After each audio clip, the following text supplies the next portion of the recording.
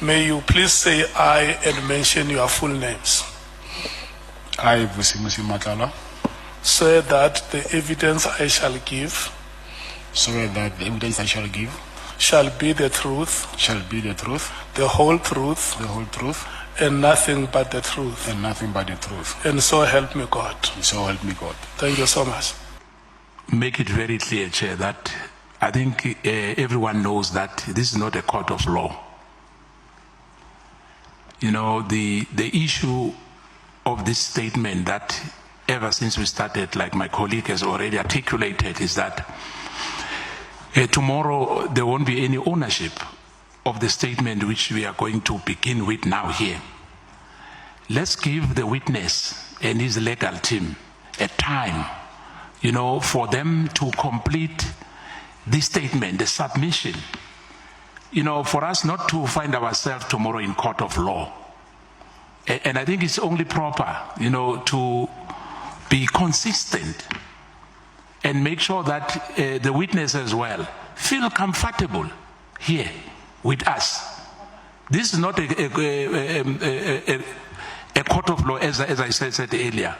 You know, the witness must be given time with his legal team to finalize and sign. Then we can begin. But if we begin with the unsigned statement, I don't think it's fair as well for the witness himself.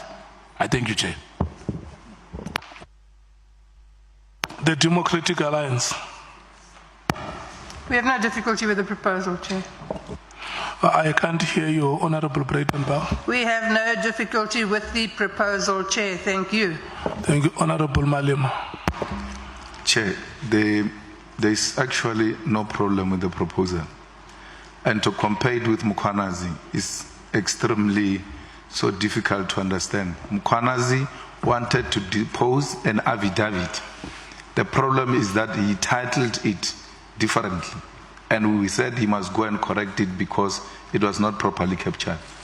The witness says, I'm prepared to proceed without deposing an affidavit. And if later required, I can do so, especially after consulting with my lawyers. But I'm ready to proceed now. We had this discussion yesterday. And people who are speaking now were at the forefront of saying, Cat must come here, Cat must come here. Cat is here now, Cat must go away from the milk, Cat must go away from the milk. No, the Cat is here. Let's attend to the issues we said we wanted to attend to yesterday.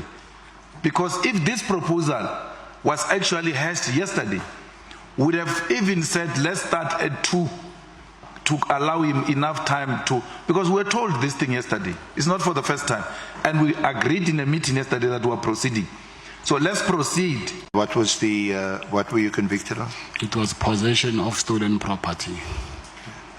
Were you sentenced to a term of imprisonment? I was sentenced to 4 years imprisonment, but it was later converted to, what is it called? Supervision. They call it correctional supervision. It was converted to correctional supervision. Yes. And since then, you haven't had any. I only have one conviction. Okay. And was that before you engaged in business? No, I was, but it was informal. Thank you. Now, you know why you are appearing before the committee. There were allegations made by General Mnguni on the 6th of July this year. Subsequently, this committee was appointed by the National Assembly to make inquiries into those allegations, and some of the allegations, more specifically, you've been invited to give evidence on and assist the committee, is the alleged corrupt relationship between Minister Mnguni and Brown Mnguni, and between yourself and Mr. Mnguni, and between yourself and Mr. Mnguni. Then also in relation to the procurement irregularities at SAPS regarding the 360 million SAPS healthcare contract, and specifically whether the award to your company was in contravention of the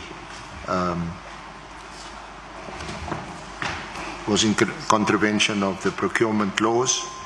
And we'll also discuss with you any possible concerns relating to your involvement with alleged criminal syndicates, and also the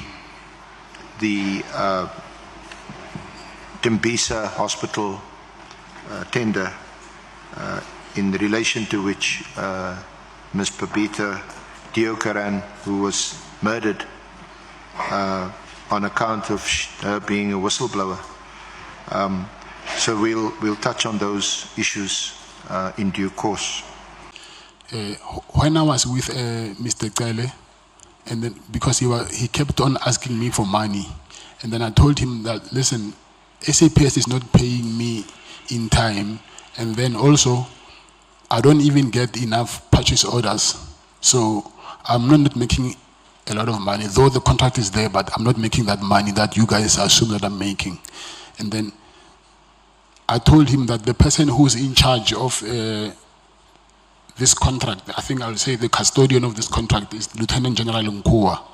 And then he said, yes, I know about your problem, but I think the best person that you need to talk to is General Mnguni, because he's more closer than General Nkua than I am. So that's when then he arranged that meeting. So when I met with General Mnguni, he said to me, yes, I hear about your problem that you're having, so that that they don't give you guys enough work. They just send work in drips and drops so that they don't breach their contract. But actually, if it was according to them, they wouldn't send any purchase orders at all. They just send small purchase orders so that they can just keep you entertained. So, but they're saying actually what they want to do is cancel this contract. So, and he said to me, they actually met. He said there was a police summit in somewhere in Emperor's Palace, and he's saying during that summit, after the summit, I think he said to me, General Nkua asked National Commissioner Fani Masemola that when are they actually cancelling my contract, and Fani Masemola said that this is what I heard from General Mnguni. Fani Masemola said that, listen, I spoke with the minister. Remember last year, December, he gave a directive that we must cancel this contract. But now I asked him that I cannot continue. And then it looks like he is backing down now. So National Commissioner Masemola, according to Mkonazi, he said, I suspect that this Mkunu is working with Sibia now, and then he no longer want to cancel the contract because I suspect that they will send this guy, meaning me, to come and kill me, and then they must put General Sibia as the National Commissioner. And Mkonazi said to me that, I said to National Commissioner that, Commissioner, if you think that your life is in danger, just say the word. I will take care of this cat. Then I asked him, what did you mean when you say that he must just say a word and then you will take care of me? And he told me that there is only one way that I can take care of you permanently. But he didn't say it in like kill you, but he just said to me that there is only one way that I can take care of you permanently. And I said, but what was the reason for that? Because he told me that they suspect that why will suddenly the minister decide not to cancel the contract anymore? But before that, he was the one actually who said we must cancel this contract. So he said to me, he told Fadima Samura that he will call the commander of special force and then they must give him a armored car from now on, so, because his life is in danger. And he was saying all these things to show me that General Nkoa was pushing for this contract to be cancelled. And then he said to me further that she's doing this because she was working with the previous service provider, and then they were giving her a lot of money. That's why she could afford to buy properties and convert them into B&Bs. And he even gave me one address of her properties,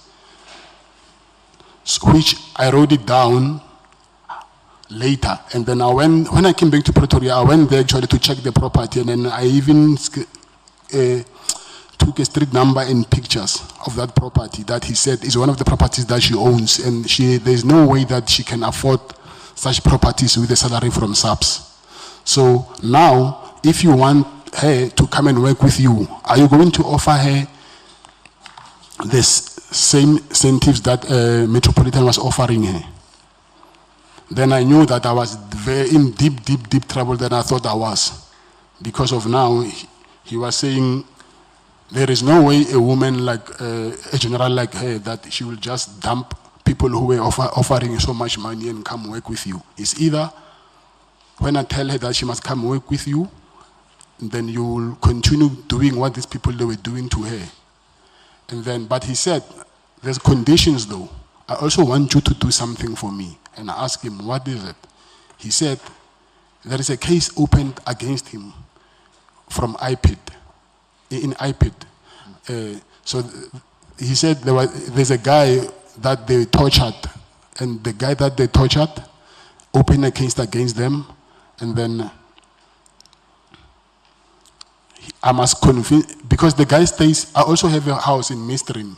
So he said, because you stay in Midstream, I'll tell you the name of the guy and check if you know the guy. And I said, tell me, and then Midstream is not that big. Maybe I might know the guy. And he told me the name of the guy, and I told him, actually, this guy, his son goes to the same school as my son. So, but what I will do is, I will ask my wife to ask his wife if he can facilitate a meeting for me to meet the guy so that I can convince him. And he said, I must tell the guy that, listen, he must drop the charges against him, and also he must add that the people who actually compelled him to lay charges against him is Minister Mnguni and General Sibia. However, I couldn't get the guy and convince him to do what he wanted to do. And I thought maybe that was one of the reasons also that maybe I got arrested, because I didn't deliver what I promised him. So that was the purpose of my meeting with him there in the Pels.